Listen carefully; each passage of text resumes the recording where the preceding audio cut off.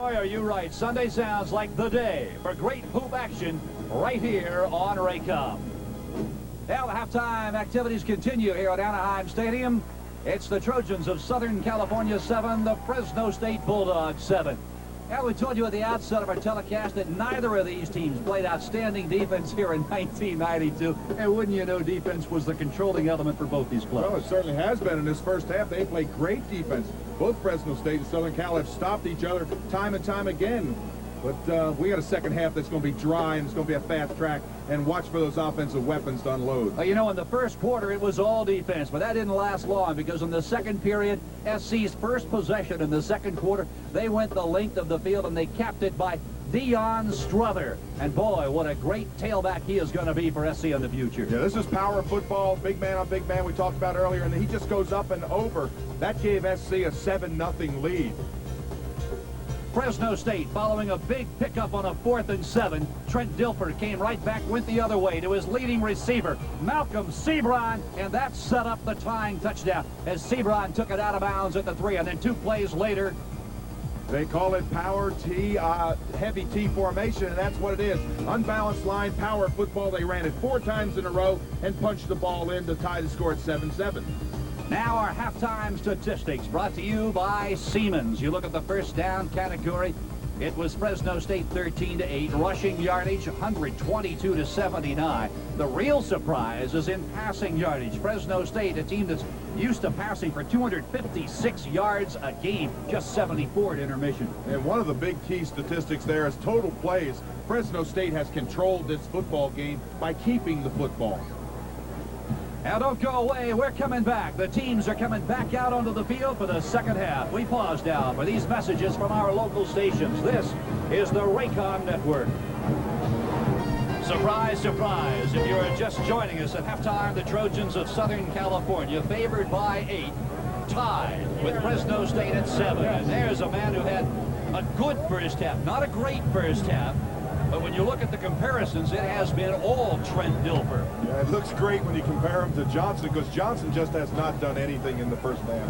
You see 13 total yards, hasn't thrown an interception, but really has not been strong and challenged the defense. Yeah, there's no question Rob Johnson will start the second half. Question is, how long will he stay if he continues to be unproductive? Derek Mahoney, the junior from Fountain Valley, California, to kick it away. It'll come to the near side. Travis Hanna takes it at the 2. He's across the 30. And Mahoney throws him out of bounds at the 46.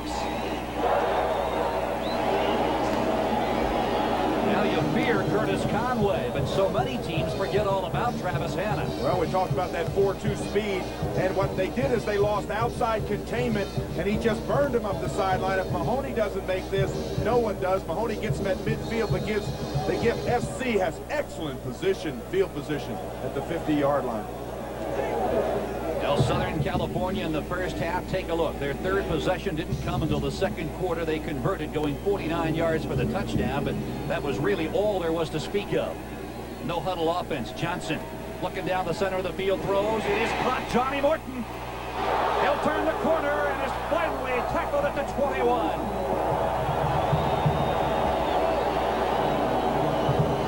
Phil, that's the first time that Rob Johnson has really challenged the defense. He stayed in the pocket, just stayed in there. His line gave great time. Watch the time he's got to look downfield and catch him all the way across the field. That's how you challenge the defense. You say, hey, we're going to throw the ball deep, we're going to run it on you, and we're going to run it until we get it. The game was 28. What a way to open the second half. Now a flag goes down. And the Trojans are walking backwards. False start, offense, first down. Now that'll drive a head coach wild, particularly if his name is Larry Smith. Well, how would you like to have been a fly on the wall in that locker room at halftime? Everything in the first half was going Fresno State's way. SC, they can dominate them up on that front line if they'll just run that football, power football at them. They've got bigger linemen. There's Estes Clayton, exactly what Dave Rowe was talking about. He's to the 20 to 16 and bang down there. You know, Phil, you talked about tradition. Think of tradition, SC tradition, power football, run that football. Look at all the offensive linemen that they've developed in the years and the running backs. This is vintage SC right here. Strength football. Boy, you talk about great talent. In fact, it was 25 years ago this year that a junior college running back came down from San Francisco State, a fellow by the name of O.J. Simpson, and joined the offensive backfield of Southern California. 2nd and 5. Johnson looking. It is knocked down at the 8-yard line. Great coverage by James Burton, the right corner. He had Johnny Morton step for step. In fact, Johnson in a better position to make that catch. And watch Burton when he comes across on the football. He doesn't put his hand on the receiver. He reaches out and gets the football with his backside hand. See, he doesn't put his hands on the receiver. That's what eliminates the pass interference call. Now there's a man who week in and week out seems to draw the opponent's best receiver.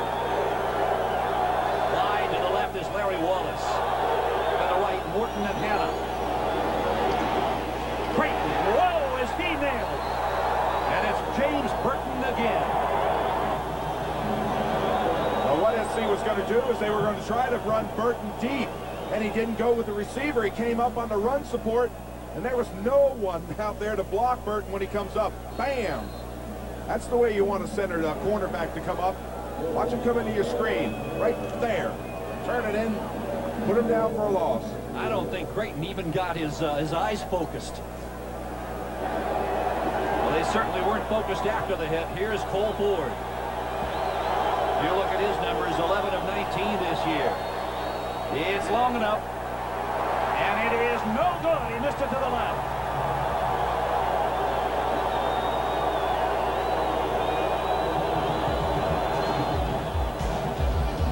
.43 to play in the 3rd. SC misses, and the Bulldogs will have the football. Phil, both teams have now missed 37-yard field goals. This one just never curled in. Look at the right upright as we look at it. The ball just goes straight right over top, just to the inside, the outside of it. You see the official signal, no good. Fresno State takes it at their own 20-yard line. Now they'll shift into the I. The tailback is Ron Rivers. He's got the football. Rivers dives to the 25. He was tripped up at the line of scrimmage by Brian Williams, and that momentum took him out for a gain of 4. Now they're going to give him 5. Here's a look at that Southern California offensive line as they talk things over as to why can't we put points on the board against Fresno State.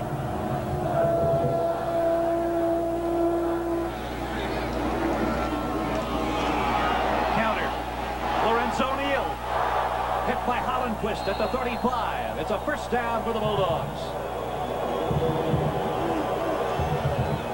Well, we keep on seeing Lorenzo Neal make those great cuts. This is a little slide draw. Good block up front there by Rivers. He gets the first block.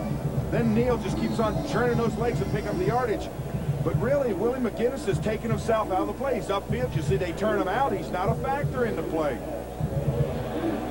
They have just controlled him. He's almost controlled himself. Willie McGinnis, we have watched him overrun a number of defensive plays tonight. It's first down, Fresno State. Straight ahead it goes. Lorenzo Neal is tripped up at the line of scrimmage. Brian Williams, the weak inside linebacker, really came up into the gap there and took away the running lane. Yeah, now we're starting to see a little bit more SC gambling on that defense, bringing those linebackers up into the slots, into the holes, and making quicker reactions. Don't allow Fresno State to get through the line into the secondary with those runs. Second down, 10. The ball nosing just across the 35. It's 7-7 with 11:05 to play on the 3rd period. Dilford. He'll lay it up. It is caught by Titus Winans. Whoa, what a job he did keeping his feet in bounds. Well, that's the mark of a great receiver, when he not only catches the football, but concentrates on getting that foot down. He knows he's close to the sideline, and watch this concentration. Catches the football now quickly. Get those feet down. You see him drag that right foot? Watch him just drag it to get it down. Make sure he just kind of gets him down, gets one foot in bounds.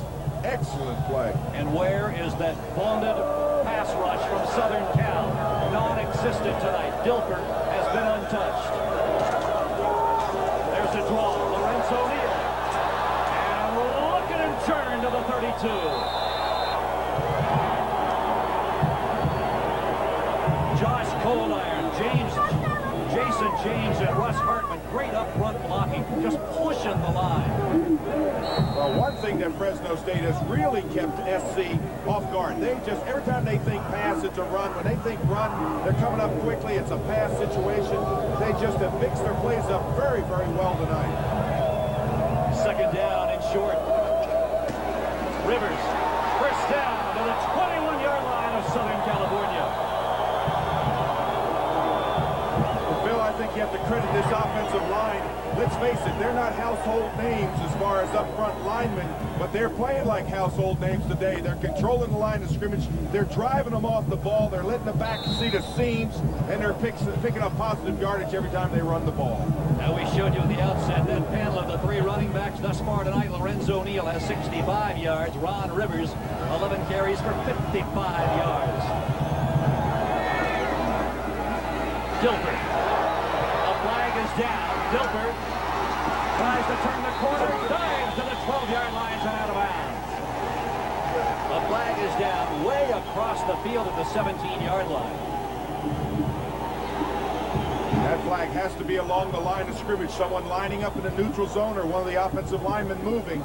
It's the only call it can be from that area. Motion. Offense.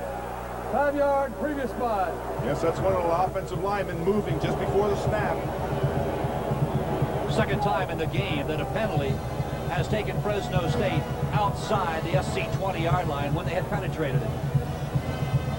But again, Fresno State's so dangerous when they get the ball down inside the opponent's 20. Well, Jim Sweeney, what a great job he has done in his 15 years in the San Joaquin Valley.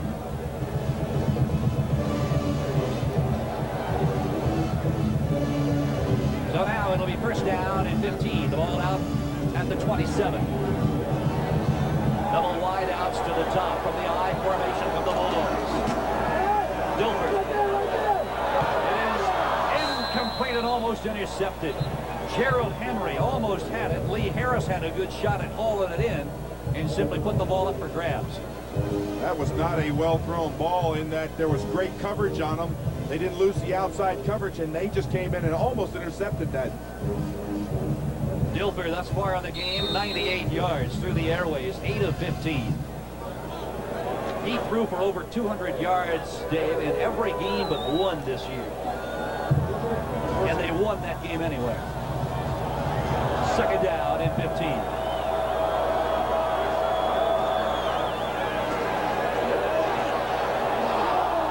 Set up the screen to the tight end, Marty Thompson, and Dilfer overthrew him. And that's hard to do. Thompson 6'4". And what a play call it was. Dilfer really didn't have time to bring the ball down and just softly put it out there, but there was no one out in front of him. Thompson had a clear shot at least to the 5-yard line. Look at this. The white shirts are out here. There's Thompson. The ball's overthrown. You don't see any maroon shirts coming into your picture. And look at Dilfer's reaction. Oh, I can't believe it. He's a real competitor. Third down and 15. We have yet to see a gadget, or what Jim Sweeney calls a special play, yet from the Bulldogs. Dilfer to the near side. It is incomplete at the 6. Titus Winans had it and couldn't hold it. I think Winans just dropped the football. The ball looked like it was well thrown. It was right there. Looked like it went just between his hands. That's one he should have had. So it's fourth down now and 15 from the ball. Spotted down at the 27-yard line. Derek Mahoney is going to come on and try and give Fresno its first lead of the game. This will be from 43 yards away. As long as 44. It's got plenty of distance. Well, he got it. The Bulldogs have taken a lead.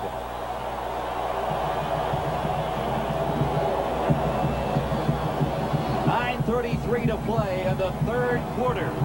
Derek Mahoney, the junior from Fountain Valley, has just given Fresno State a lead. We pause now for these messages from your local station. This is the Raycom Network. Quarter, Fresno State has just taken its first lead of this ball game. This telecast is a copyrighted presentation of the Raycom Incorporated and is intended solely for the private use of our audience. Any rebroadcast, retransmission, or other use of this program without the express prior written consent of Raycom Inc. is prohibited.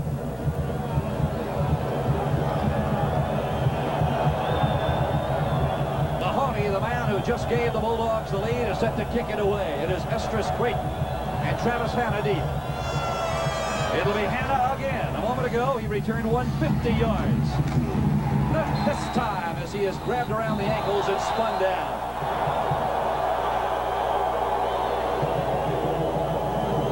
Gabe Romero is the guy who spun Hanna to the ground. And watch Romero just break through the slice. Just comes right through clean. Nobody touches him. There he is. Excellent coverage. Anytime you get him on that 20-yard line or inside, that's great coverage. We have just learned that Curtis Conway has strained a knee and may not return in this ballgame. Play action. Rob Johnson. It is intercepted. No, it's taken by Johnson. I thought he unloaded it. Johnson pulled it down and ran right into the arms of Demetrius Edwards. Boy, it really takes some firepower when you take a person like Conway out of your offense. There he is on the sidelines. You can see look at the tears running down his eyes. You think he doesn't want to play? Well, the biggest question around Southern California is, has this man just played his last game as a Trojan? A lot of speculation that he may opt for the NFL. Second down and 11.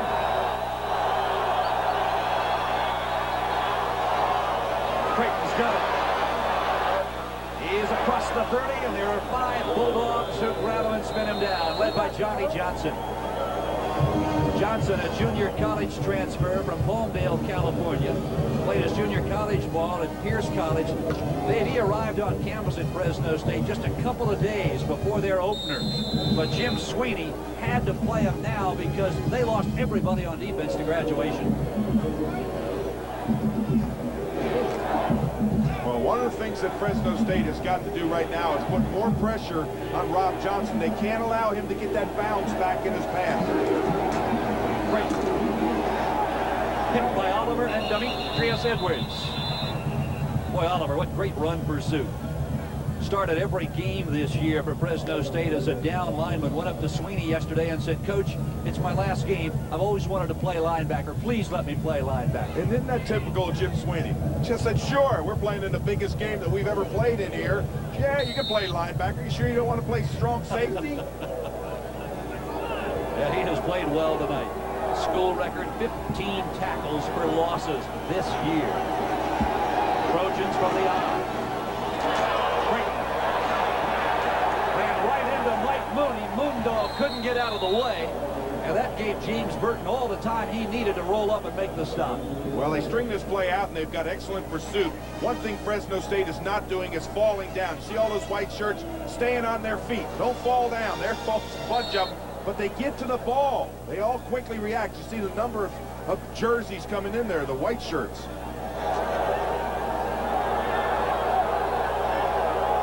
7:09 to play, third quarter. Fresno State 10, Southern Cal 7. Trojans from the shotgun. Johnson flags her down. Johnson. Pocket collapses, and Johnson collapses. Surface and Brad Bell finally got to him.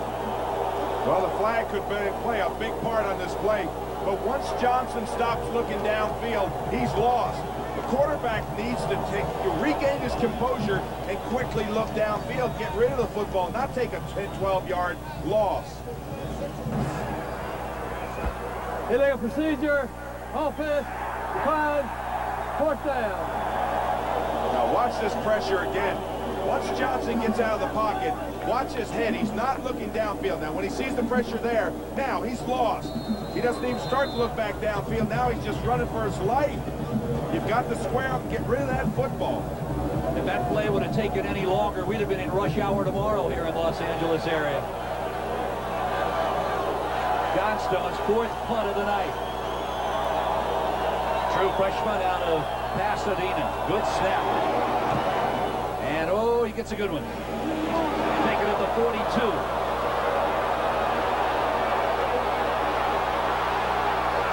Charlie Jones.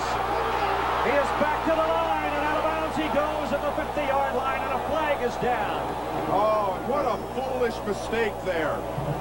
That's going to be a clip, and it was a meaningless clip. They should never have clipped on this play.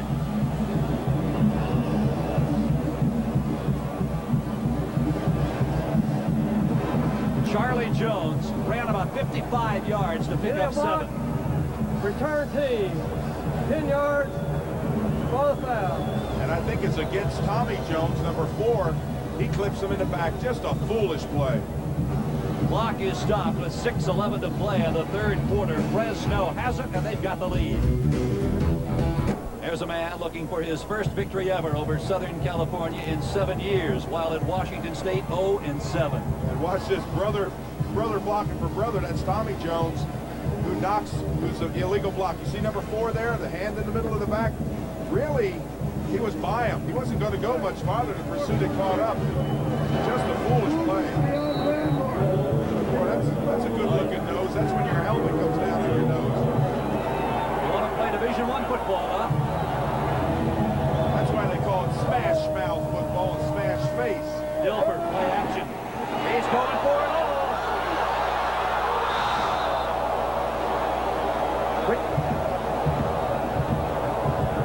An intended receiver was Malcolm Sebron, the speedster from Sacramento.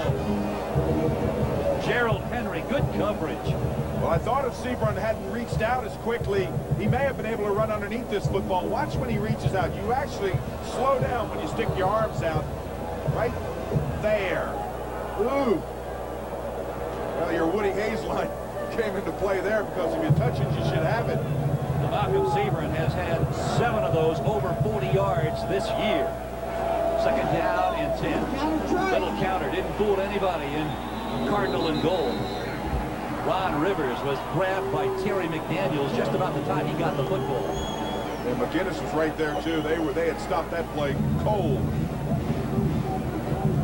There they are closing down inside. That's just a great play. That's the way you close the trap, inside out. Crush it down and play for the bounce. 5:35 to play in the 3rd period. Fresno State with a 3-point lead. They're up 10-7. And they just want to keep that clock rolling. On the shotgun, Dilfer. Looking near side, steps up, he's going down. McGinnis with help from David Well. For McGinnis, that's his 16th sack of the year. For Southern California, their 53rd sack of the season. Well, no one blocks McGinnis. He's right there in your screen. Just fakes inside, back outside. Good rush. Never got a hand on him. Never slowed him down. So Derek Mahoney on 4th down. And 19 is going to come on and kick it away to Estris Creighton. Creighton backs up, pulls it in at the 27. Crosses the 30. And the 37 loses the football. Fresno State's got it. At the 38-yard line, the Bulldogs have recovered.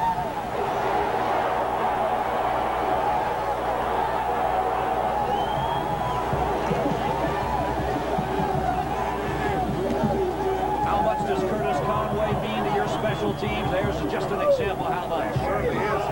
SC had decided that they were going to go with a 10-man up block. They had nobody back there to block for him, and there the ball is just knocked out, and Fresno State recovers. They've got great field position about the 38-yard line. You can credit Chris Williams for getting that helmet or hand in to knock that ball loose and recovered it. There it is again. Watch the shoulder actually take the football out. Good reaction by Fresno State to get the ball. Dilfer underthrows the coverage. It is complete to the 32-yard line and out of bounds. Goes Lorenzo Neal. Brian Williams on the tackle. Now there is Estris Creighton, number 23. Playing in his final game as a Trojan. Estres, a senior. Out of Huntington Beach, California. Second down now and 3. The ball at the 31. Dilfer audibilizing. He's going to change the play.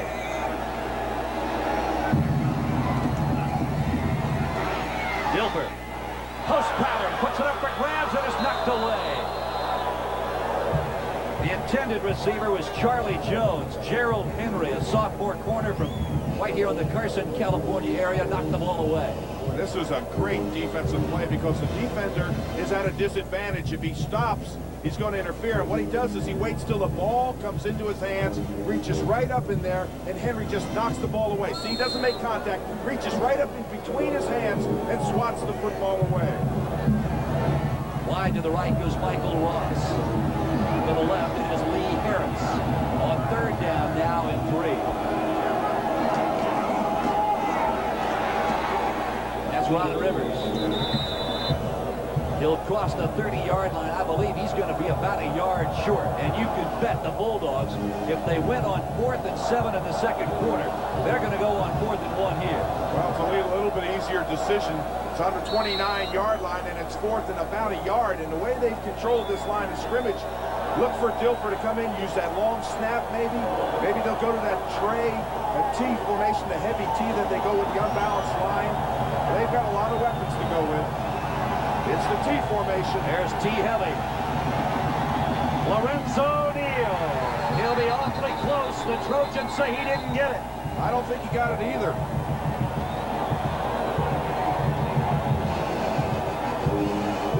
A little off tackle. He tried to follow Russ Hartman and Jesse Hardwick. And the Trojans sensed they might try the right side, and I believe they shut it down.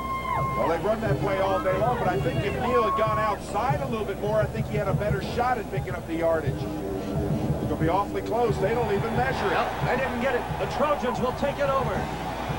Well, let's see if Neal, if he had gone outside a little bit more, let's see if he would have gotten it. He turns it back up inside. Oh, there was just a wave of SC players there.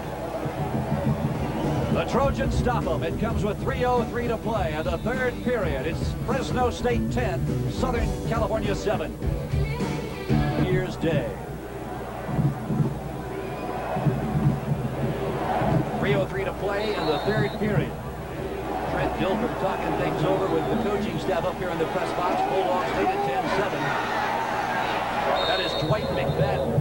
He has come in to replace Estres Creighton. McFadden, a redshirt freshman from Lawton, Oklahoma, runs right into Sam Watson.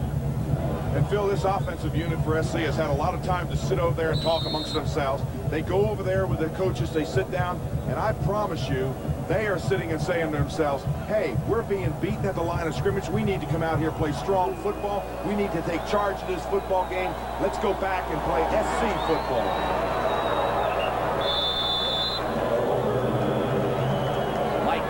Through the left side, the senior from Temple City, California, runs into Zach Ricks and Chris Rockaway. Well, Ricks again in there. Good square up on the center. Don't lose control. Play back off. Get back in the tackle. He just does not get knocked off his feet. He's the compact nose tackle. That's what you want. You want someone who can move along that line of scrimmage and not get knocked down. You saw that first team All-Western Athletic Conference at his position. Dwight McFadden is hit by Watson, the strong safety, who was right up in the gap on what looked to be perhaps a strong safety blitz. Well, it was a strong safety blitz. What happened on that play is that Fresno State is starting to gamble.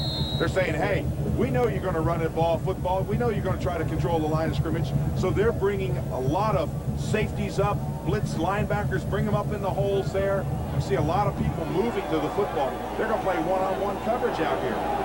Morton splits out wide to the left. Bob Johnson, all the time in the world throws, and is caught. Morton's got it, and he pays at the 42-yard line. Johnny Johnson took him down. Well, credit Rob Johnson that time with gathering that composure. Just what he did wrong on the play before. This time, when he starts to get flushed out of the pocket and starts to move around, see him get his feet back down, then he looks downfield and finds his receiver. That's a good job. Johnny Morton coming into this ball game, 46 receptions, 695 yards, and 6 touchdowns. Southern California. On 1st and 10, Johnson looks this side, caught by Hanna, and Hanna is hit and finally dropped at the 35. He's got a flag down on the near side of the field at the 43. Well, this flag will probably play an important part, but what they do is they run too deep and they run one underneath. Offense, 5 yards, previous 5. That flag negates the gain by SC, puts them back 5 yards. Yeah, instead of a first down at the 33-yard line, now they're back at 1st and 15 at the 49.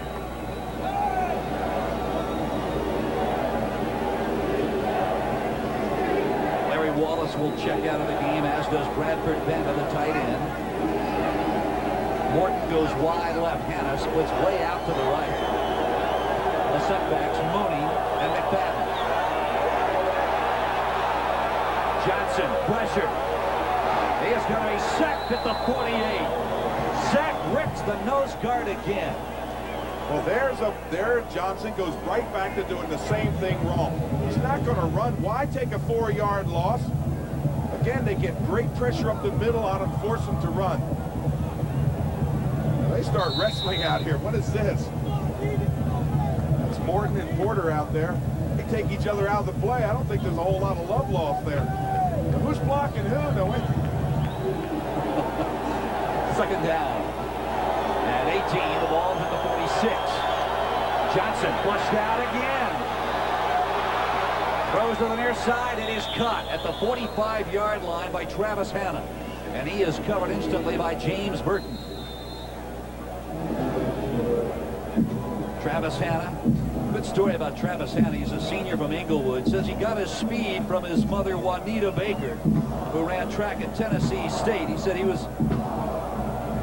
was his inspiration since day one. And boy, does he have great speed. That's the end of the third period. We're coming back with the fourth and final quarter from Anaheim in a moment.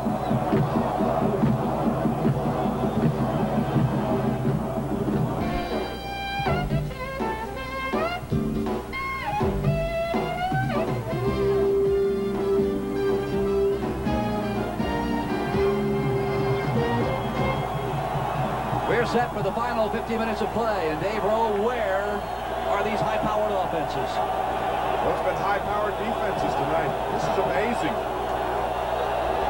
Rob Johnson, he's going for it all, looking for Hanna. And it was intercepted by Fresno State. Sam Watson.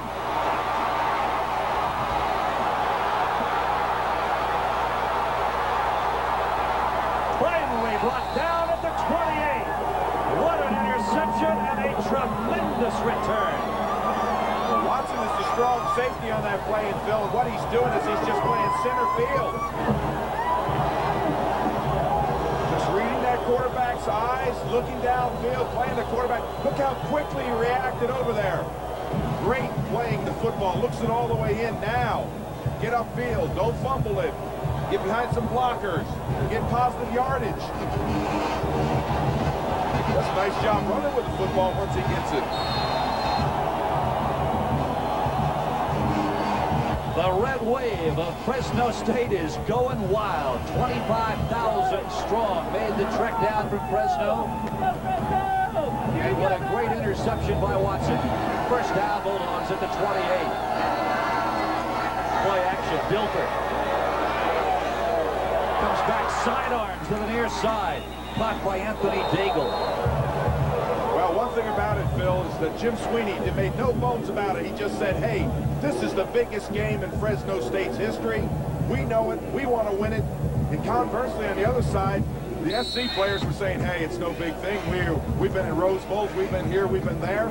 So really, it's more Fresno State's emotion that seems to be carrying them. Incidentally, Curtis Conway has just walked off the field, took off his pads. He is done for the night. Daigle once more, a first down for Fresno State.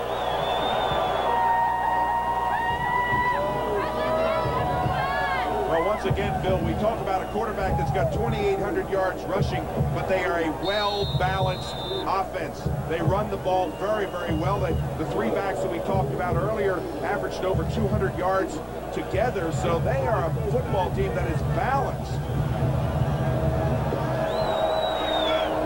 Fresno State out of the I. Dilfer over center. In motion is Daigle. Straight ahead it goes to Lorenzo Neal. Well, he was grabbed at the line by Terry McDaniels, the nose guard, and spun down.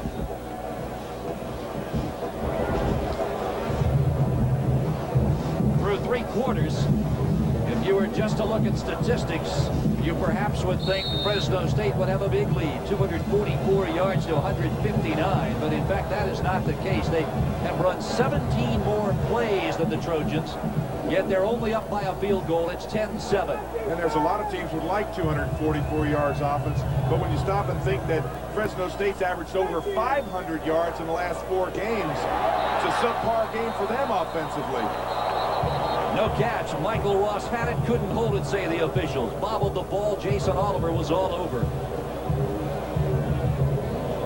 Again, we have to bring this football in with control, and what he does is he bobbles it. Going down, he does not have control if you see the ball bounce. Excellent picture there to show that football touching the ground. Now there's a man right there, Trent Dilfer, that Jim Sweeney called the smartest and quickest quarterback that's ever played for him. And you have to stop a minute because his son Kevin was a pretty good quarterback at Fresno State. I bet your mom didn't like that. Oh, that caused some big problems at home. Dilfer, oh, what a pass. Right over the middle it goes. To the 36-yard line, the tight end, Marty Thompson. His second catch of the night, good for 21 yards. Well, when you look for heroes in this football game, I think you have to single out the offensive line. Look at the time that they give Dilfer to look downfield and find that tight end. Again, Dilfer just takes the football, stands back there, steps up in the pocket, and they are controlling some big-time rushers.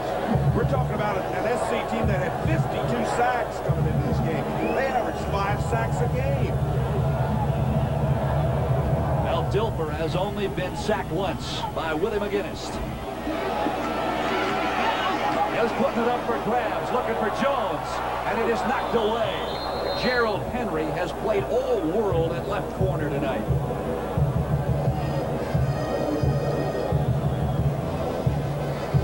Now, this may have been as good a play by a receiver to eliminate an interception.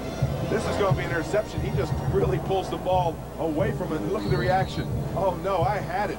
Gerald Henry said, I had an interception. Now, Henry, just a sophomore out of Carson, California. That's only about 15 miles from here. 12 minutes and 18 seconds to play. Cold night now here in Anaheim.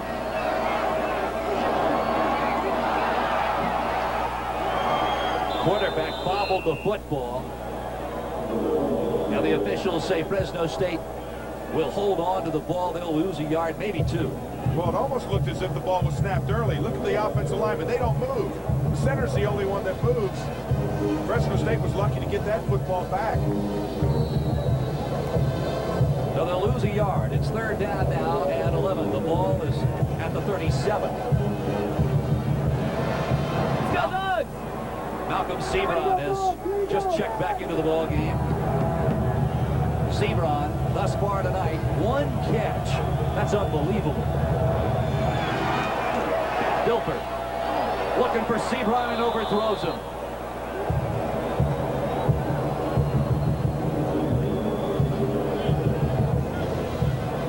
He was in the slot, open for a split second. He certainly was, and I don't know what upset Dilfer, but at the tail end, he was upset. Perhaps at him overthrowing a football because he came running downfield to say something to either one of the defensive backs or his receiver. Look at the reaction. Throws down his helmet. That's what you like to see in a quarterback. You like to see a little bit of fire in his eyes. You want him to be a leader out there, and they say that Dilfer is that type of a leader. Mahoney to punt it away. Angles it to the near side. And out of bounds it goes. He found the coffin corner. Where are they going to mark it? At the 12-yard line. 11:24 to play as Mahoney puts it out just where he wanted it. The Trojans will have it 89 yards away. 11:24 remaining in the ball game. Fresno State 10, Southern California 7. We invite you to stay with us through the conclusion of this game when Dave and I will be naming our viewing player of the game. And right now it is too early to project.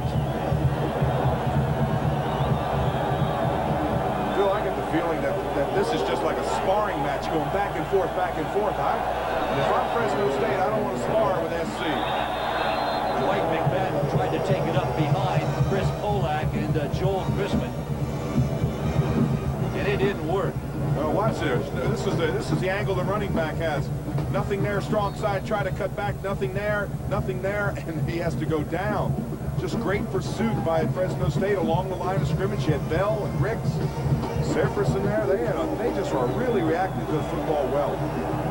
Zach Ricks has played one whale of a ball game at nose guard for Fresno State. Johnson. Great pattern of late flag comes sailing in. Second pass that Estrus Creighton had in his hands and let get away. This is going to be defensive holding. It has to be from where the flag was thrown that far back. It has to be defensive holding. Holding. Defense. He heard me. 10 yards. Previous spot. You can hear the home crowd that you called doesn't like it. Hard to believe that you can be 300 miles away and be a home crowd. That is amazing. Southern California, at last count, had sold about 7,000 tickets for this game. Fresno State, through their ticket office, sold 25,000. There's the penalty situation. Fresno State 8 now for 64. They've been whistled for 5 in sportsmanlike conduct. Johnson cut from behind and tackled. Wendell Valentine. The only thing that really bothers me about Johnson, I know he has good mobility back there, but is that he has to, when the pass is not developed there, he needs to bring that football down, and now he loses all the semblance of where he's going to pass. He's just looking to run the football. And again, the great quarterbacks, the one that really have those ploys, they stop, look downfield, and they pass the ball. When Johnson starts to run, he just loses all vision downfield. Estrus Creighton. Nick Cephas had the back of his jersey and refused to let Creighton get away. Cephas with those big, strong hands. See him 91. Run along the line now. Grab it and just hold on. Wait for some help. Some of the greatest tackles that you'll ever make are with the ones where you grab a sock, grab a jersey, pull him down by something, take a swipe at his legs. Now, I don't want to undermine what everyone thinks about Johnson. He's a great prospect. He's got excellent size and good strength in that, but really he just needs a little bit more poise in the pocket. Dave Apolskas, the junior guard, was the first guy to get up. Dead ball. Hit him, junior false start. Yep. Offense. Against the guard, Apolskas. And on 3rd down and 7, now it makes it 3rd down and about 12. That just compounds your problems. You can see the reaction, Larry Smith. He's just walking back saying, what are we going to do next to hurt ourselves? Now Larry Smith finished the regular season 6-4-1. I'll tell you what, 7-4-1 sounds a whole lot better than 6-5-1. That's Hannah in motion on 3rd and a long 11. Creighton, 3rd drop pass in this game for the tailback. But see, even a play selection like that, that's not going to go very far. I think there's a flag down on the play across the field. But that play wasn't going to pick up 1st down yardage. That play was only about 2 yards in front of the line of scrimmage. That play wasn't going to get a 1st down, even if he had completed it. It's going to go against Southern California. Unquestionably, the Bulldogs will decline the penalty and force the Trojans to punt it away. I can tell you what, it's getting cold enough here in Southern California. It can... Motion. Offense. Declines. 4th down. It could snow around these parts tonight. You're saying the snow level's working its way down to about 300 feet, and that's where we are. Tell you what, talking about snow, I don't know about you, big guy, but I'm going skiing this winter. Going over to Bryan Head in southern Utah. Ever been there? No, I have not. Oh, my. If you're 6'8", 290, you don't ski. You ever see skis that fit on size 15 shoes? They don't make them. Those are called skis.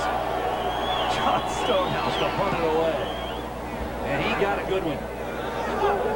Charlie Jones on a dead run takes it out of bounds. Well, Fresno State's going to have it at the 35-yard line with 9:01 to play in the ball game. 9:01 to play on this 9th Freedom Bowl game from Anaheim Stadium in Anaheim, California. Southern California scored first. Fresno State tied it in the second quarter. Kicked the field goal in the third period, and that is where we stand. Fresno State with the lead. They've got the football. A lot of shifting. Now they'll go into the eye. Dilfer calls the signals that gives to the second man. Ron Rivers, the 5'9" junior tailback from San Bernardino. Ron Rivers is a guy that man right there wanted. The only other time Larry Smith has been in this stadium was 2 years ago. He came to watch his son Corby Smith play in a high school championship game against Ron Rivers High School. San Gregonio. San Gregonio beat Larry Smith's son's team right here at Anaheim. And Larry, as a result of that game, saw Ron Rivers and tried desperately to recruit him. Dilfer. Well, he's going to turn a sack into a gain of 3. Phil, if you're on the other side of the field, you're Jim Sweeney. What you're saying right now is don't make a mistake.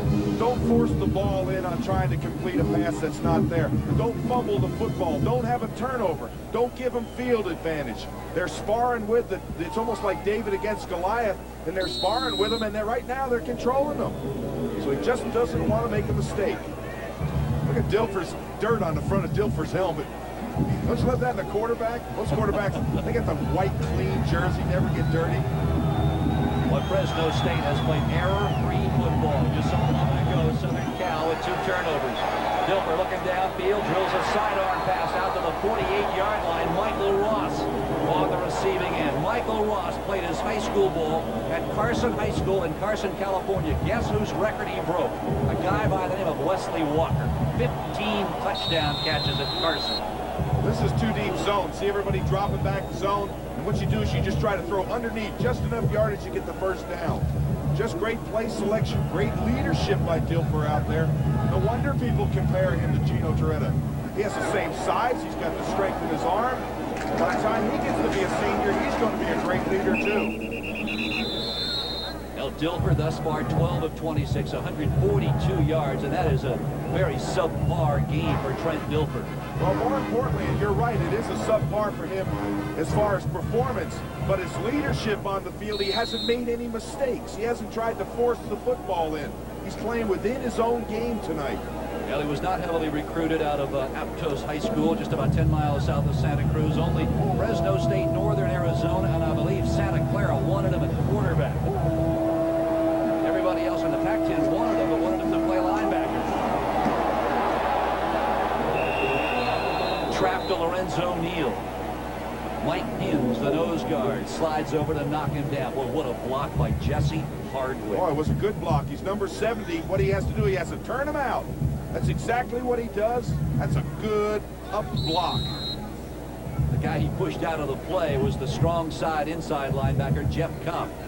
Every time I see that number 35 in Cardinal and gold, I think of Scott Ross. Like Scott Ross gave Kopp that jersey. Said, you're the next guy to wear number 35.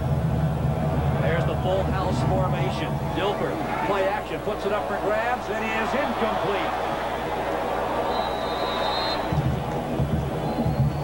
Intended for Marty Thompson, the tight end, who has 2 big grabs already in the ball game.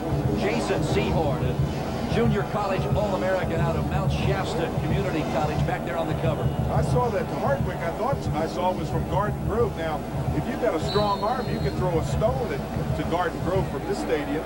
I mean, it's not a mile down the road. You're absolutely right, but we came to the stadium across the Garden Grove Freeway. Well, look at the cheerleading going on. Off right tackle, and look at that effort. Lorenzo Neal. He reminds me so much, Dave, of that prototypical, that throwback to those Big Ten driving fullbacks. Yes, we talked earlier, yards after contact. Watch the leg strength that he runs with. Doesn't get his legs taken out from under him, just keeps on pulling. And on that play, he's now run 19 times for 76 yards. Strength got that first down. Tonight, look at those numbers, 2 of 3. on the season, 16 of 20. First down, Fresno State from the I formation. Rivers into the Trojan secondary. He rambles to the 30-yard line. Jason Sehorn again is there to drop him. I know all these offensive linemen never get credit, but I want to tell you, they are controlling the line. You see the seams that the running back doesn't have to break stride. He's running through in the upright position, too. His body's not leaning forward, just trying to run into the backup. They are controlling it up front. That's Hardwick and Hartman, Billy Scott, Cold Iron and Collins up front, controlling it. Second down and 1. Rivers slices through the left side, and he's got another Fresno State first down. What a block by Russ Hartman. Russ Hartman, a junior guard, played his high school ball in Concord, California.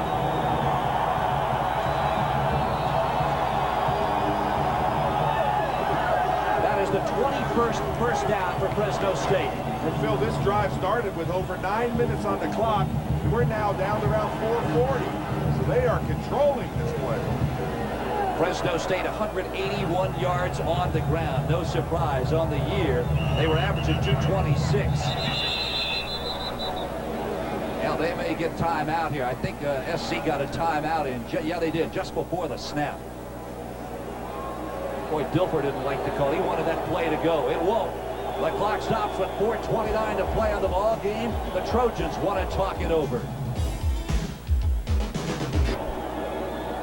Final 4:29 of this ninth Freedom Bowl, and just look at time of possession. Can you believe a team from the Western Athletic Conference can dominate a Trojan team by more than 12 minutes on the clock? That's incredible, but think again, this drive started with 9:01.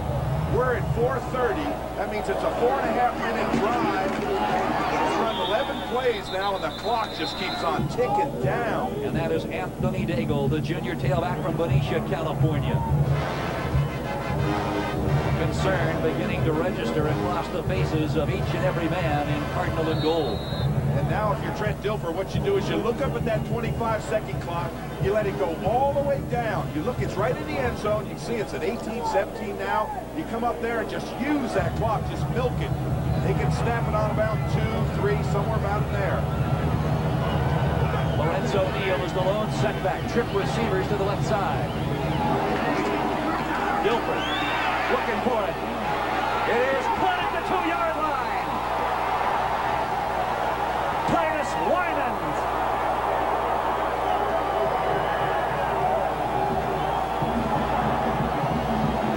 Winans just concentrates on this football because it's not a well-thrown ball. You can see that Dilfer didn't step forward. But look at Winans just concentrate on that football. Look it in. And watch Dilfer. This may be his best pass of the day.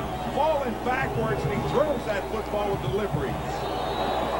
Titus Winans, his third catch for 56 yards, and you see Dilfer turning around to this red wave at the opposite end of Anaheim Stadium, telling him he needs quiet. The offense has got to hear the signals. First and goal, Bulldogs, and the 3. Touchdown, Fresno State, Anthony Daigle.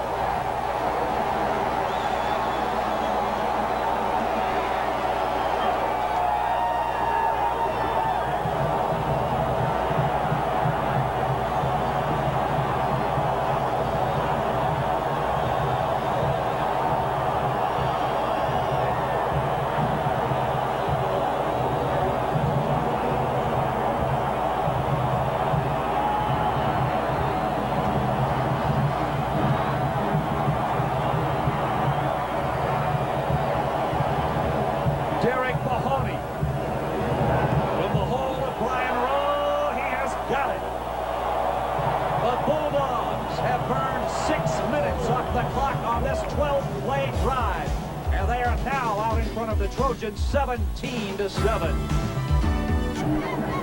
Phil, you said Fresno State can take a huge step in Division I football. This is a huge step. Watch this 1-yard step. Outside Daigle gets the corner, picks up a couple good blocks, just dives for the pylon, gets inside, and touchdown. And Fresno State has controlled this football game. take a look at the amount of time the Bulldogs burned off this fourth quarter clock. 5:36, 12 plays, 65 yards. Anthony Daigle, his 17th touchdown of the year. And what a huge one it has turned out to be. Mahoney lets it fly. That'll back down on them. It goes out of bounds at the half-yard line. So now, Dave, do you take it at the 35 or do you force him to kick it again? I think when you're down 10 with 3:25 to play, you've got to force him to kick it again and hope you break one. Well, I would do that if I had my best returner back there, but I don't have Conway back there. But you got Hannah who can run the 40 and 4-2. That's true. I think the decision is to bring the ball out to the 35. Well, maybe they're going to make him kick it again. Nope, they're going to bring it out to the 35. I don't understand that. You know, we talked about fan support. This is absolutely incredible. The entire end zone is all red. Everybody's standing up. And I understand that they had 100,000 people turn out for the baseball season. Yeah, that's unbelievable. That is incredible. There's the sea of red. From the shotgun. Rob Johnson steps up all the time in the world. Throws once Hannah. It's intercepted. Intercepted at the 44 by Fresno State's James Burton.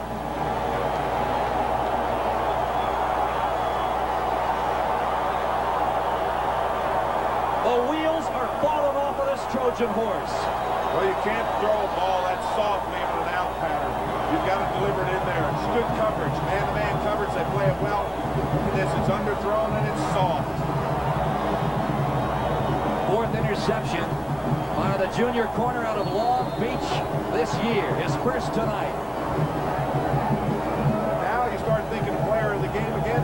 Remember, I named them already. All the offensive linemen for Fresno State. They would be my offense or my players of the game.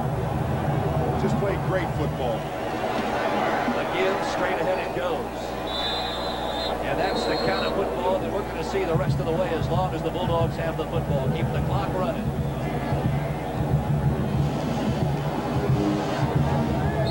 What a game tonight by this entire Fresno State football team, offensively and defensively. And there's a guy who Rob Johnson said today on USA Today, we wouldn't even be playing these guys if it weren't a bowl game. We wouldn't schedule Fresno State. I wonder if Jim Sweeney had that on the bulletin board in the locker room. I think that might have been on the bulletin board.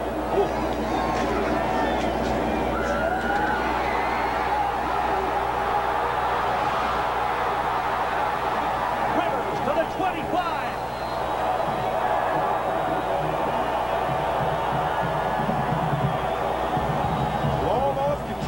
Football. That's what they're playing right now. There's Hardwick, 70. 69 is Hartman.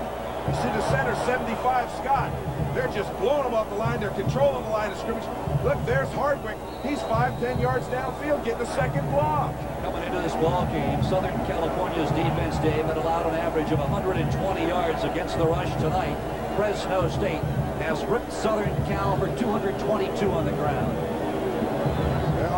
You love a coach like Jim Sweeney who just turned around and said, hey, I want to make no bones about it. This is the biggest game in our history. If we win this one, we're something. If we don't win it, well, we're just going to be thrown back into the same crowd we've been in before. This separates us. To the 22-yard line goes Daigle. We're inside 2 minutes now.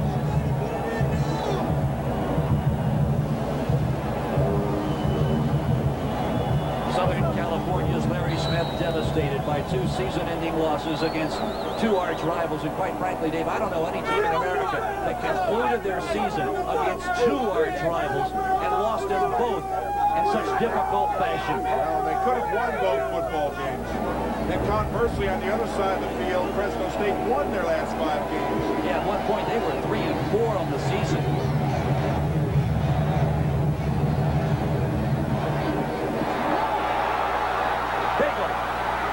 To the 5 and out of bounds. Jason Oliver took him out. Phil Dilfer snapped that ball on 1 second on the 25-second clock. This is just get outside him. Use that speed. Nothing fancy. Make the break inside, then make it outside. Race to the corner. Picks up a couple good blocks. The receiver's giving them good blocks out there.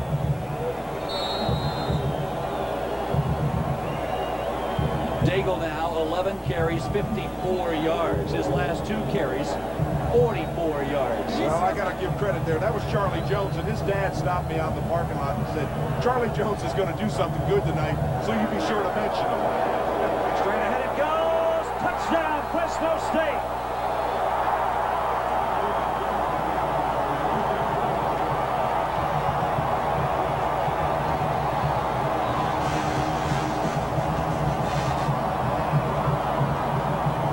Tremendous homecoming for Ron Rivers from San Bernardino, California.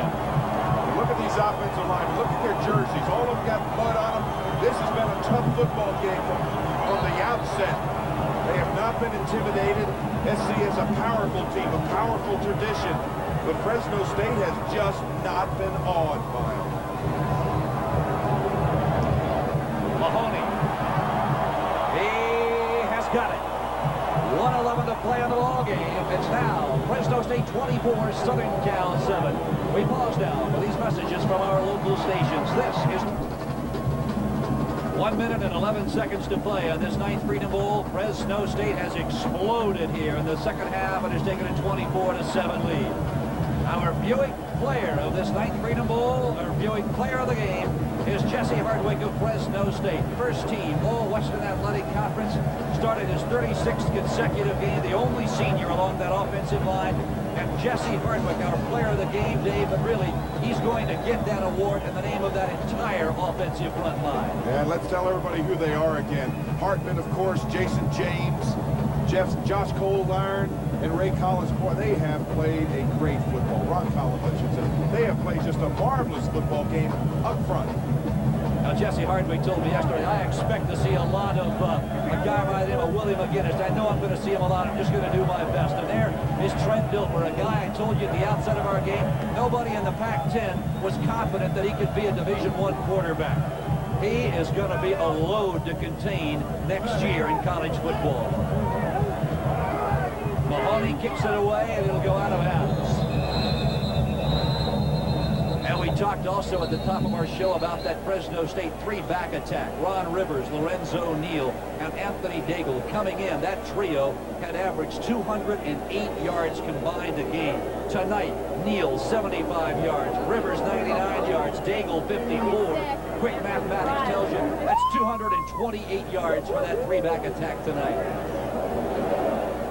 And the monkey is finally off Jim Sweeney's back. 0-7 while head coach at Fresno State, Washington State against Southern California. He's going to get his first win. And boy, look at the total yards tonight. And in fairness to Larry Smith, it's awfully hard to come back when you lose 2 games like he did at the end of the season. Come back, get your team motivated. This was not able to get out of it. Johnny Morton takes it into Bulldog country at the 46. Tommy Jones brings him down. Incidentally, Tommy Jones, the older brother of Fresno State's flanker Charlie Jones, a redshirt freshman, both the brothers from Lemoore, California. First down, Southern California. Johnson looking downfield, and it is intercepted again. A flag is down, hold everything. Brian Porter's got it. The senior from Cerritos College says, I've got it. Maybe a face mask on the tail end of the play. Interesting to see him run to the end zone and just hold up his hands and wave to the crowd. Face mask. The interception will stand. Interception, first down. Dilfer may have a hard time getting off the snap because his crowd is in this end zone and they are all standing and screaming.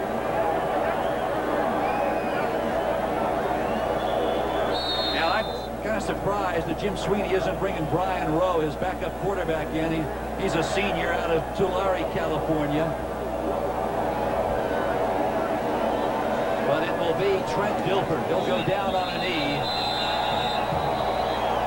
And that'll stop the clock, I believe. Yep, they're going to stop it. No, they're not. Well, look at this. The win tonight moves Jim Sweeney into a tie with Lou Holtz for most wins amongst active coaches. Paterno, Bowden, Osborne, Aiden Fry of Iowa, BYU's Lavelle Edwards. Well, that is some distinguished company. It certainly is. Clock continues to roll. It's a traditional dunk. He'll be awfully cold by the time he gets to the locker room. Dilfer again down on a knee. That'll do it. Fresno State, they're going to go wild. The red wave is beside itself. Look at all the players run into the end zone.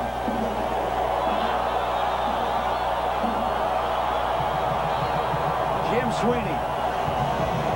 He and Larry Smith, great friends. They meet in the center of the field.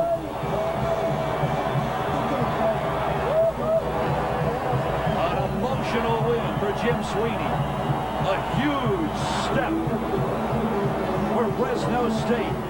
A convincing victory. Tied 7-all at halftime. Sweeney, what's this win mean to your program? Fresno State comes out and shuts down the Trojans of Southern California. Final score, Fresno State 24, Southern Cal 7. Back with some final comments in a moment. The Red Wave, 25,000 strong, migrated to Southern California from Fresno, and what a huge reward, what a payoff, like hitting the big jackpot at Las Vegas. The Bulldogs 24, the Trojans 7. Dave, some final comments. Well, Phil, the entire difference in the football game is that Fresno State played error-free football. They made no interceptions and had no fumbles. Now for Southern California, they'll be back. They return 18 of their 22 starters next year. Final score, Fresno State 24, Southern California 7. The executive producer of Raycom Sports is Peter Roll. The senior coordinating producer is Johnny Tyus. Tonight's telecast was produced by Jim Zrate. Directed by Doug Freeman. Our technical director was Scott Garifo. And our associate producer was Dennis Kirkpatrick.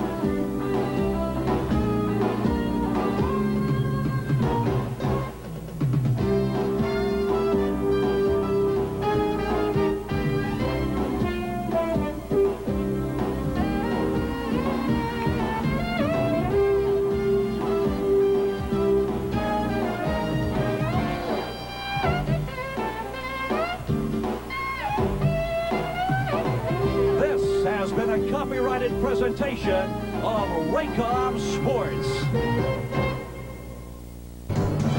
KMPH Sports presents Freedom Bowl Final.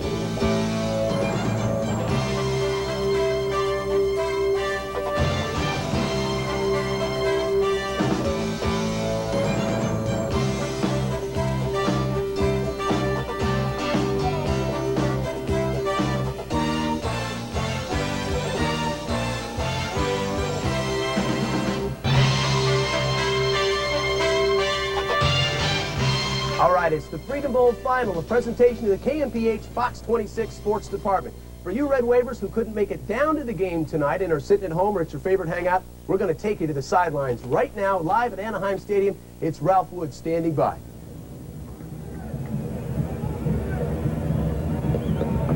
Okay, guys, as you can imagine, the party is just starting here at Anaheim Stadium. We're going to talk to just a few of the stars, starting off with Trent Dilfer, the quarterback.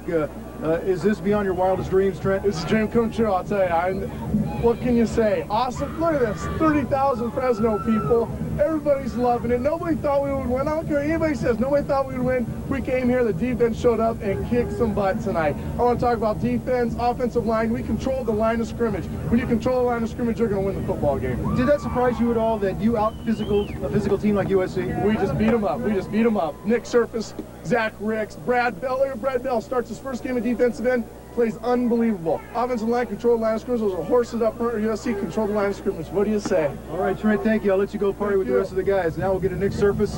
Tell me about the defense that nobody wanted to talk about. They're not going to talk bad about this defense anymore, are they? No. What a great time to play our best game of the year. Unbelievable. I couldn't believe that we were able to dominate this USC line. I'm talking in the trenches everywhere. It was a phenomenal effort by the defense, and the offense capitalized when they needed to capitalize.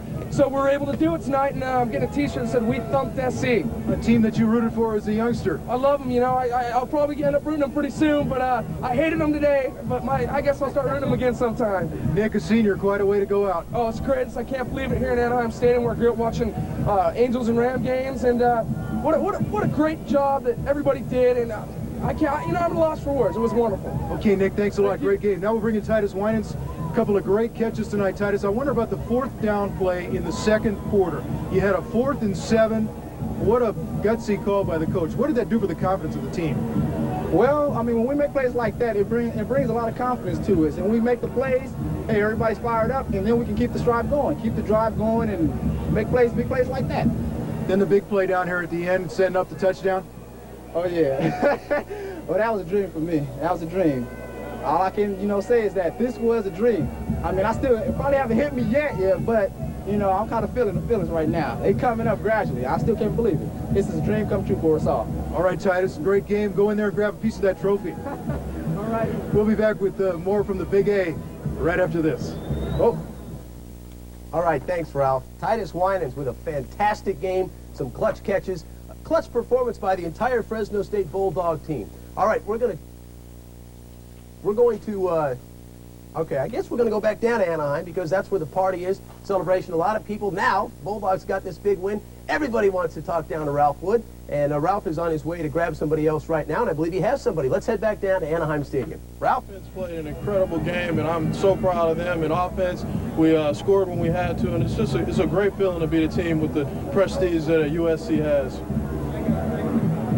What were the emotions like when you came into the stadium and saw and heard this crowd?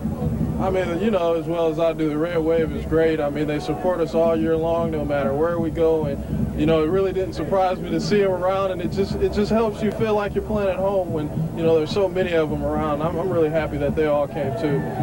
You're one of the guys coming back for another year of this. How do you top this act? Well, hopefully we can win the championship by ourselves this time and go to the Holiday Bowl and play another great team and hopefully have another great performance and a great year. Anthony Daigle, terrific night. 2 touchdowns tonight. Go in there and enjoy the rest of the team. Okay, we'll be back with a little more from Anaheim Stadium after this. Thanks, Ralph. All that and Disneyland is right around the corner. And right around the corner for us, we'll head back down to Anaheim for more interviews with players and coaches on both sides. Right now, we're going to take a quick time out. KMPH Fox 26 coverage, post-game coverage of the 1992 Freedom Bowl will resume in just a couple minutes. Stay with us.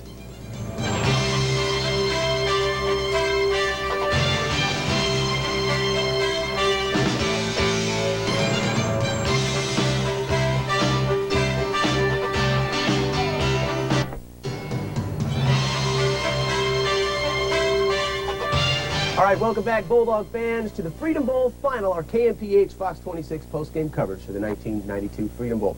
Couple days in front of New Year's Eve, but the champagne is popping all over the Central Valley. What a win for the Fresno State Bulldogs. We're going to get into the highlights and some other stuff later on in the show. Right now, Ralph Wood's still down in Anaheim. He's got some other people on hand, including the Coach Sweeney. He's going to be coming up in just a couple minutes. Let's head back down.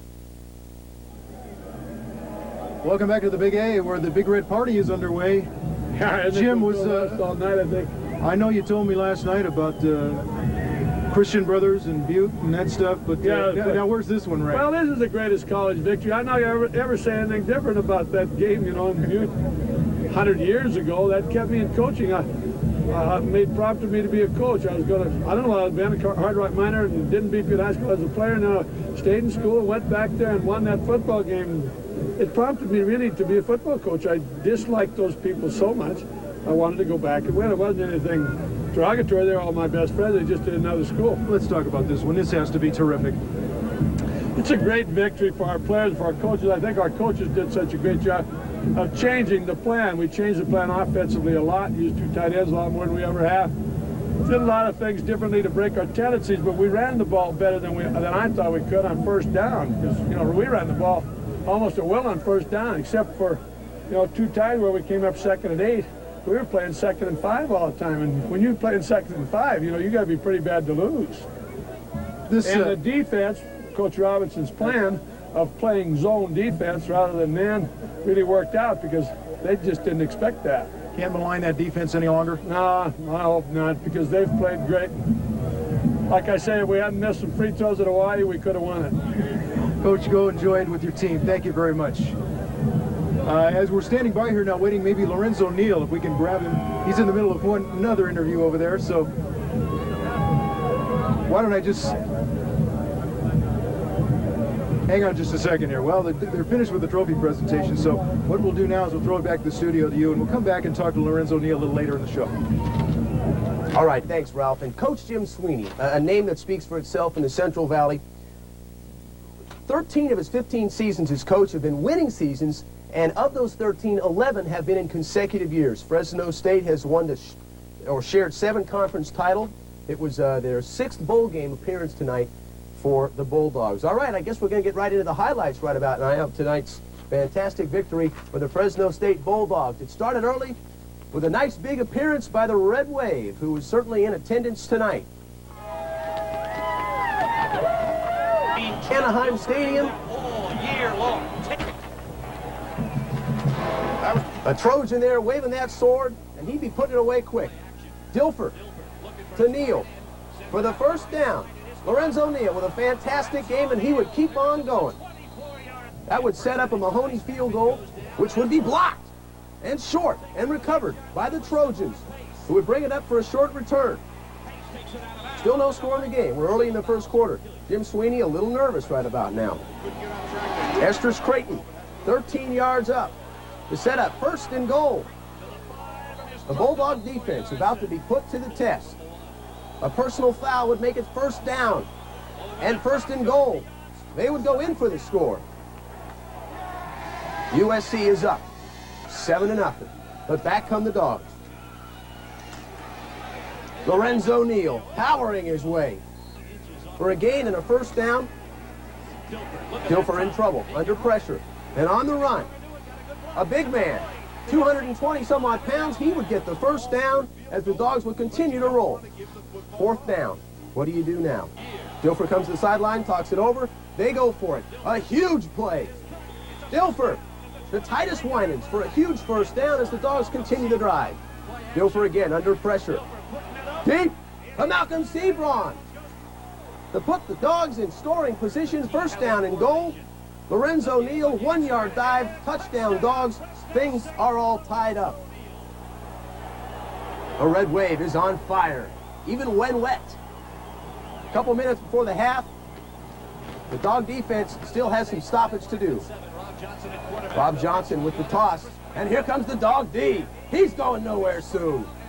We head into the halftime, all tied up at 7. Second half kickoff would be Travis Hanna. The Dogs were nervous about some of these kickoff returners from USC. Look at him go. It's going to be up to Eric Mahoney, who would take him out. Another little scuffle, one of several tonight. All right, kids, you'll learn. You're still young. Johnny Morton over the middle. Big gain. 30 yards to be exact. The Dogs would stop him as USC is driving again. James Burton with a big defensive play. Breaks up the drive with the tackle for a loss. Time for USC to try the field goal. 38 yards. It's going to go wide left. Doesn't get there. The score is still tied at 7. All right, Fresno State with the ball back now. Dilfer. Titus Winans with the 30-yard gain. Fresno State is on the roll once again. Derek Mahoney with another chance, and this time he won't be denied. 43 yards out. It gets there. Dogs take the lead. 10-7. The mascot is happy. USC with the ball. Trying to get back on top with the long ball. Johnson goes deep to Sam. Watson intercepts the ball at the 2-yard line. And he's on the move. He'll go 26 yards up to the 28, stopping the Trojan drive and getting the ball back to the red hot Trent Dilfer. The Red Wave. 24,000 plus strong in attendance. Some of that red covered up with ponchos tonight, but there was no doubt by the sound of things that they were there. Bulldogs go on a drive in the 4th quarter. March down the field.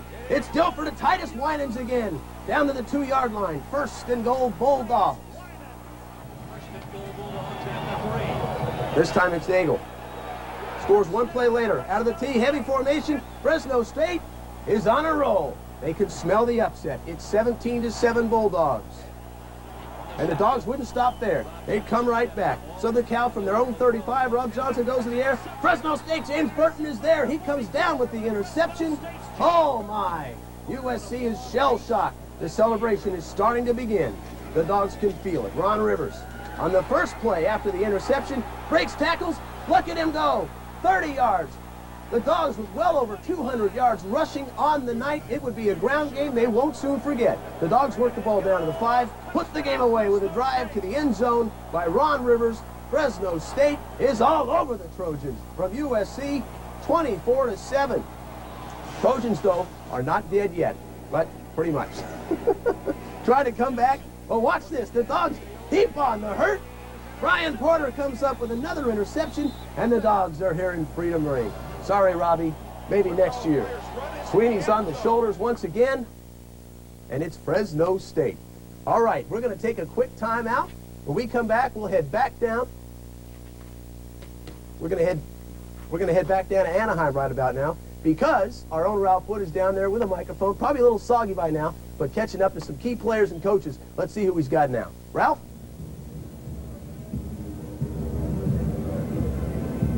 Okay, Jim, thank you very much. We're back here with the Freedom Bowl most valuable player, Lorenzo O'Neal. That's a pretty good thing to put on your resume, buddy. Oh, yes, it is. It's an honor to have, and I'm just glad that the opportunity came, and I was the one chosen for it. I mean, I'm glad the people up there that was watching and voted for me, and most of all, I thank God that, you know, He gave me the ability to play the game of football, and I want to give thanks to the linemen up front, because I couldn't do anything without them. It's sort of like Paul Revere, if he wouldn't have had his horse, you know, to tell him that the British were coming, he would have been unsuccessful. So, you know, the linemen is the same way, you know. So I give a lot of credit to them and coaches, because they gave me an opportunity to run the ball as much as I did and block. So it was just a combination of things, and I'm just very grateful to see them. Did you get a feeling during this game that the Bulldogs wanted it more than SC? Yeah, I mean, yes, I did, in the sense that, you know, we were able to move the ball and able to dominate, I thought, up front, and we were able to control the clock really well against a strong SC team on defense. And I thought that our defense kept us in the game throughout the whole game, because our offense sputtered and we wasn't able to pick up the slack, and our defense came through. So, you know, I think that the defense, I think the defense should get an MVP of the whole thing, because of the fact that, you know, this was a big game for them. People doubted them. You know, everyone, you know, doubted our defense, and they came through tonight in a big way. So, one of my coaches, Lamore, said that offense entertains, but defense wins the game, and I thought the defense really won the game for us tonight. Lorenzo, congratulations, a terrific game. We're going to come back now and talk to Sam Watson, bring him in. He is one of the defensive stars of the game. Sam, what can you say about a game like this? Was that terrific? It's one of the best things that ever happened to me. You know, the talk about USC not being on the field, same field with Fresno State, you know, how we shouldn't be on the same field with them, and how Rob Johnson was talking in the paper how he just want to beat us bad, and how they never scheduled us on a regular season schedule, just in the bowl game. That's the only reason why we're playing them. And, you know, I'm from LA, and I was talked to by USC, and how about, you know, maybe I wasn't good enough, so I had to go to the next school, whatever. This is the best feeling I ever had. You know, defense came out, played real well, the offense played well, and we wanted it bad, so, you know, we pulled it out. It's a great win. What about these fans that came here and supported you all the way? I can't speak for it. You know, 611 buses, the red wave, you know, it's incredible. I definitely feel that we have the #1 fan support in the country. You know, you can feel the love that they have for us. We felt it coming out of the hotel this morning, just how the fans were cheering for us and how they were talking about everybody else coming down. You know, I love Fresno. I'm glad I'm here. I'm here to stay. Okay, Sam, great game. Go in there in the locker room. There's a bunch of buddies waiting for you. Bring in President John Welty. How did you like this game from where you sat? Well, it was a great evening, and I couldn't be more proud of our players and coaching staff. They did an absolutely outstanding job, and the fans were wonderful. Did you expect this when you came to Fresno State? Well, I knew that this university had tremendous potential, and the support of the community made it possible that things could really come together. And it's not just the football team. There are many other things happening that we're really ready to break on the national scene. Jim Sweeney joked about a lifetime contract earlier this year. He might bring that up again, you know. Well, he's done an outstanding job, and he deserves a tremendous amount of credit. And as well as all of the coaches and student athletes, and Coach Sweeney has really made a significant difference. Well, Dr. Welty, thank you for joining us, and I'm sure you could probably have some words to say to the team in the locker room. So. Well, we just finished, and congratulate them. Okay. They did a great job, and they should be very proud. Thank you very much. Sure. All right, now we'll send it back to our studios. Jim. All right, thanks. Ralph with the fresh haircut there, ladies and gentlemen. All right. Must be quite a party down there in Anaheim. But what about the Red Wave that couldn't make it down to Anaheim for the big game? Tickets weren't cheap, and they went quick. Well, there was plenty to do around town as far as the Red Wave went.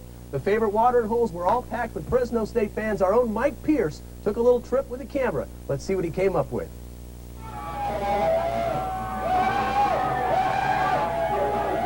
It is one of those magical Bulldog nights in the Central Valley. You get the feeling walking into any sports bar, packed with fans, filled with frenzy. USC is wearing Dufflord underwear, baby! Yeah, baby! Fresno State number 1, baby! They're gonna win, they're gonna kick butt, they're gonna take names, and call later and say, you suck. All right, don't hold. Let me tell me what you really think. Oh, it's great. You know, I remember back a couple years ago when we won the NIT, and it's that kind of excitement. You know, we beat USC tonight. Fresno's going to go wild. It's going to be a great experience. Bulldog born, Bulldog bred. I'm going to be a Bulldog to the day I'm dead. Tell me what kind of a day this is to be a Bulldog fan. This is the greatest day. This is like the rebirth of Christ to be a Bulldog fan. That's what it is to be a Bulldog fan in Fresno, especially being ex-player. I'm so proud.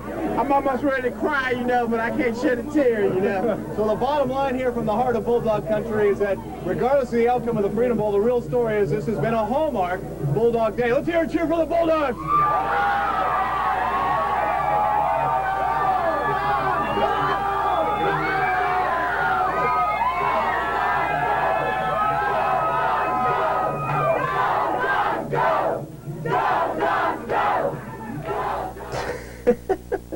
Well, Mike Pierce gets sent out on all the tough stories. Thanks, Mike. Looks like I missed some great parties today. Well, you know, we're going to come back and we're going to head back down to Anaheim. We've got Ralph Wood down there and maybe some NFL players. Now, I heard the likes of Henry Ellard and some former Bulldogs who are now in the NFL. We're buzzing around Anaheim Stadium, and I know Jim Sweeney's son Kevin is down there, who was a fine quarterback in his day. We're going to talk to all those folks. Right now, let's take a quick time out. Hope to see you back here as Freedom Bowl Final will continue in just a couple minutes. Stay with us.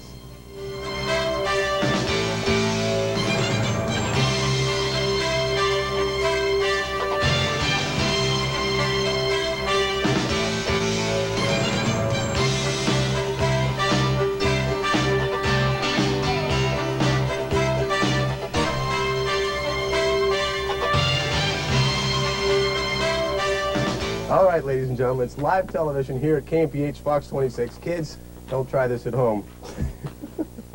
It's the Freedom Bowl Final here, our post-game coverage of the 1992 Freedom Bowl. Man, you know, with tonight's Bulldog performance, there are going to be some NFL scouts that are really going to start looking at Bulldog players. Get this, 18 Bulldogs have been drafted by NFL teams in the past 6 years, 25 since Jim Sweeney has been the head coach. There are 13 different Bulldogs currently active in the National Football League. Henry Ellard, probably the most noted, as I mentioned a few minutes ago. I had hoped that we were going to have Henry. He was at the game tonight. Evidently, Ralph hasn't caught up to him yet, but he does have another victim. So let's head back down to Anaheim Stadium and see what Ralph is up to. Sorry, Jim. Henry Ellard is in the locker room with the players enjoying the celebration. Some of the players have actually started to pack up, and they're walking by on the way to the bus. But we do have assistant head coach Bill Dole with us to talk about this game. You've spent a lot of hours with Jim Sweeney behind doors looking at those films. I know you did this time. Tell me about the way you approached this game. Did you ever think that you could out-physical USC? No. I tell you, looking at their kids, we knew they had some great athletes. They had some real physical people. We knew we could play with them. We were a little bit surprised. In fact, I was, as well as we did. I'm so proud of the kids, the way they played. Our defense was super. Probably played the best defense they played all year. And the offensive linemen, I'm surprised that we knocked them out as well as we did. I'm not surprised the effort our guys gave, but tomorrow I'll be pinching myself saying, did we really knock them out of there as well as we did? And I'm really proud of the kids. We did a heck of a job tonight. Coach, you came into the stadium very early. There weren't many people here, but they did start to come in, and you started to feel a presence of the fans. And then when the Trojans came out on the field, this place was maybe a quarter filled. And boy, you could hear them, just that few. What did that do for you?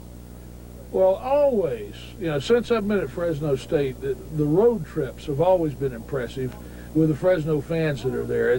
The home games, of course, you anticipate that. You figure you got a home crowd, but when we get the home crowds when we're away from home, it does a lot for you. You don't know exactly what they're cheering. You don't know exactly what they're saying, but as you said, there's the presence, and you're aware of it. It sends a little electricity through you.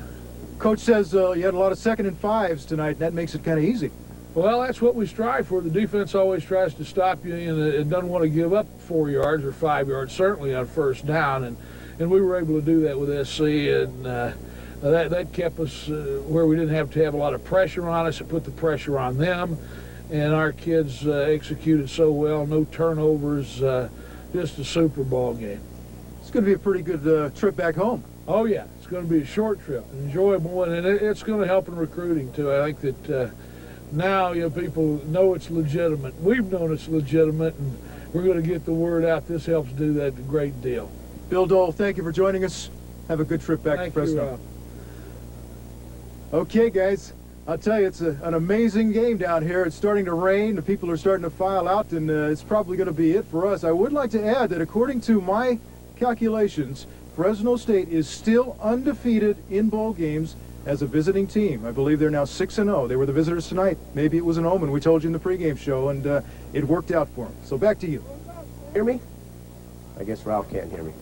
All right. Well, it's certainly been a Cinderella close, as I mentioned at the top of the show. Who would have imagined when the Bulldogs lost consecutive games, their first year in the WAC, they would not only capture a third of that WAC championship, but to go on in what's really a primetime bowl game that's been televised all over the country to take down the giant USC Trojans. Truly a night in Fresno State sports history that no one will ever forget. All right, many people have gone into making all this come together. Our pregame show, which we certainly hope you enjoy, and this postgame thing that we're in right now. And one of the people we really have to take our hats off to is production wizard Scott Petty. He has put together a real nice closing piece that just kind of takes a look back at the whole Bulldog football tradition. I hope you'll enjoy it. Thanks for joining us tonight on Freedom Bowl Final. Have a great party tonight. Keep it safe and sane. Don't drink and drive. We'll see.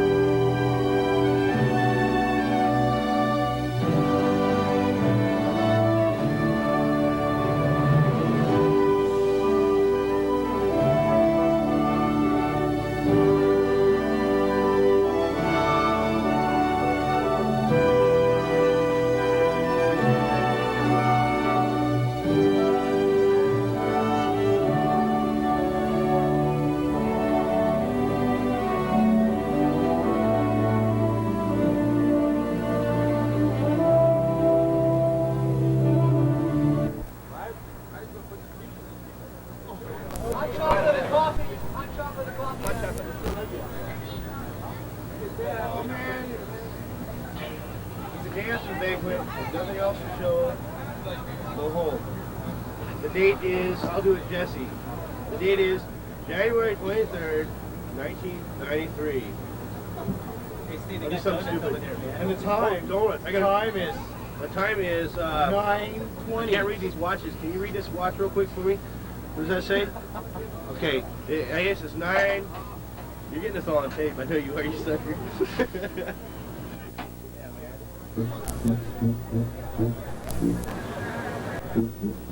Hey, no.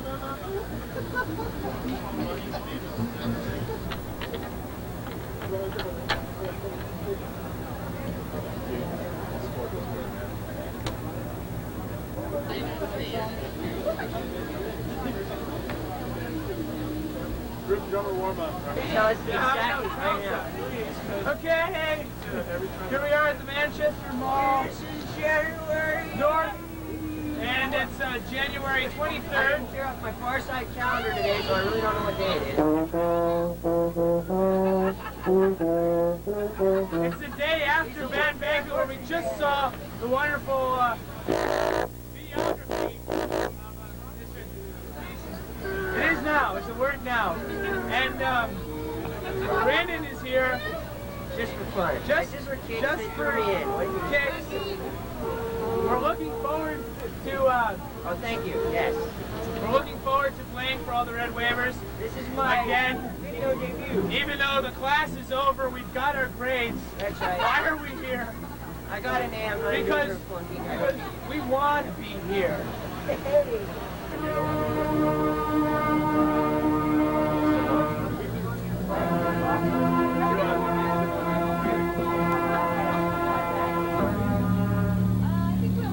Go Fresno!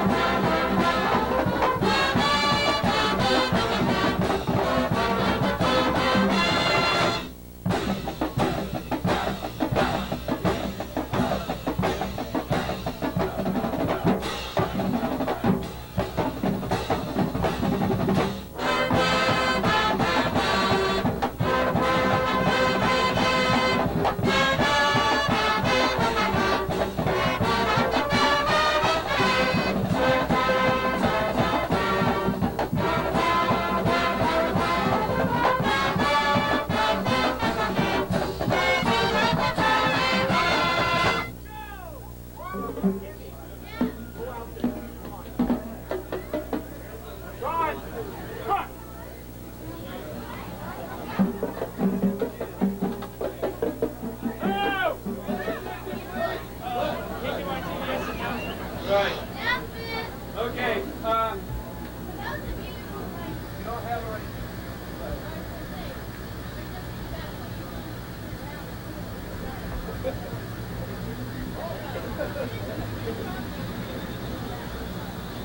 Go for the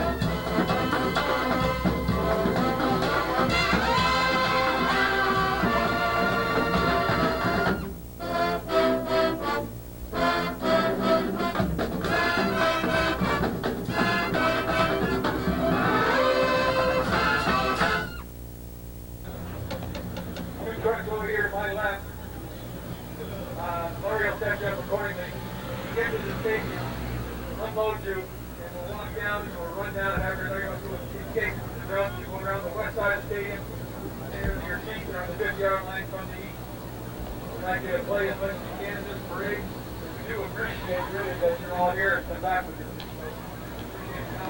Thanks again.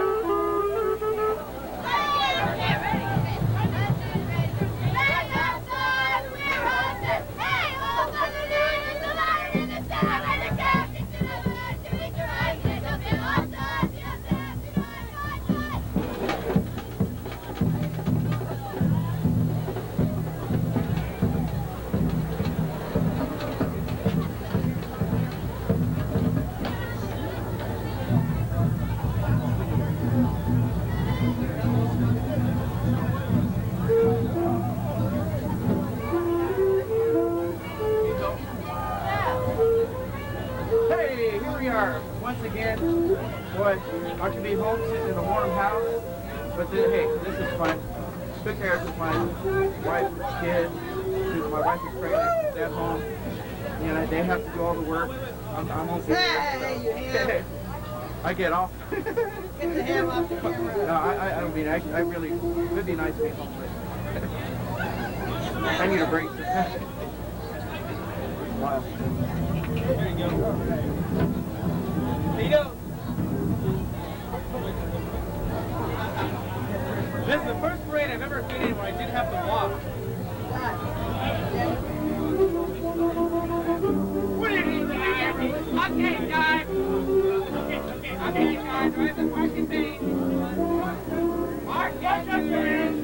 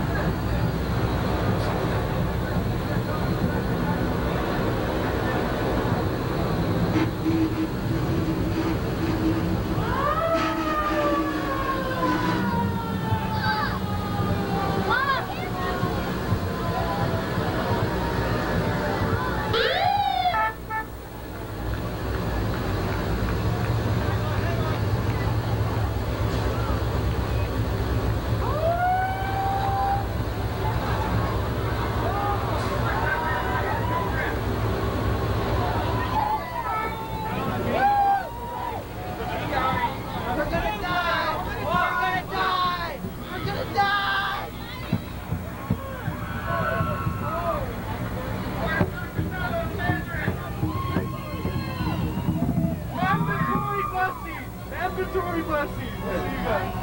We know we're not going to go play. We're taking